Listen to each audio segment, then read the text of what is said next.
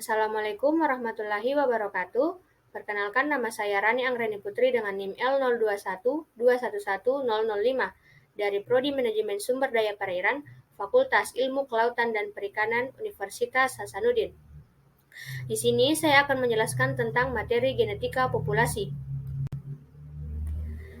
Yang pertama itu pengertian sel. Sel adalah satuan unit terkecil makhluk hidup yang merupakan dasar penyusun bagian-bagian tubuh.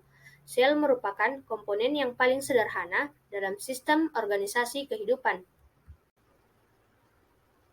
Perbedaan sel hewan dan tumbuhan.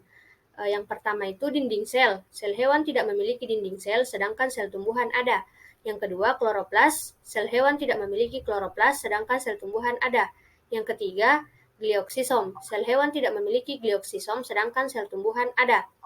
Yang keempat, sepasang sentriol atau sentrosom. Sel hewan memiliki sepasang sentriol atau sentrosom, sedangkan sel tumbuhan tidak ada.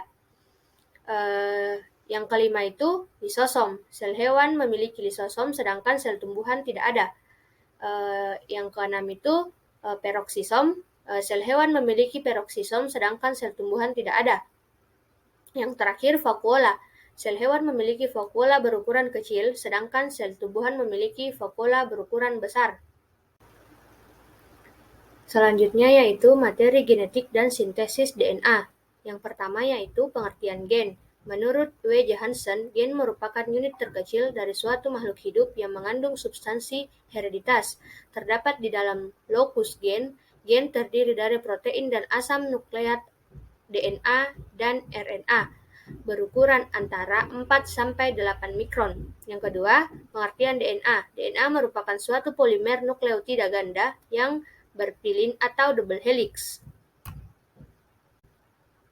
Yang ketiga, pengertian RNA. RNA merupakan polinukleotida, namun ukurannya jauh lebih pendek dari polinukleotida.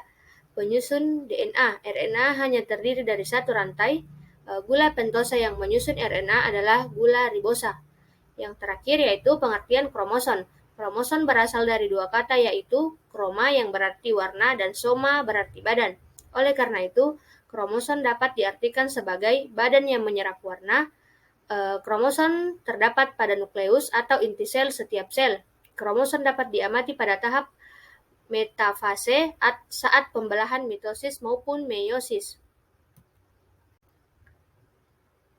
Kemudian, perbedaan replikasi dan ekspresi gen. Replikasi adalah proses menggandakan atau memperbanyak, sedangkan ekspresi gen yaitu proses penurunan sifat, sehingga replikasi dan ekspresi gen itu berbeda, namun replikasi merupakan bagian dari ekspresi gen. Sekian penjelasan dari saya. Wassalamualaikum warahmatullahi wabarakatuh.